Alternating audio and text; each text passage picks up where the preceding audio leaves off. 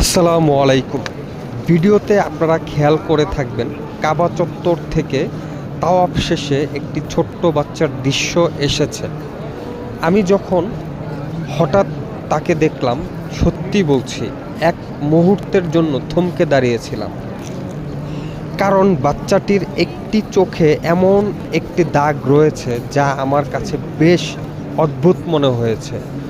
দূর থেকে দেখলে মনে হচ্ছিল যেন চোখের ভেতর কালচে একটি দাগ, কিংবা যেন কোনো অক্ষরের মতো কিছু লেখা রয়েছে।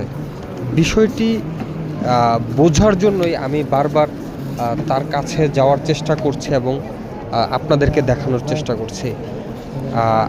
আমি ভিডিওতে যতটা সম্ভব ক্লিয়ারভাবে দেখানোর চেষ্টা করেছি। আপনাদের কারো চোখে কি বিষয়টি ধরা পড়েছে?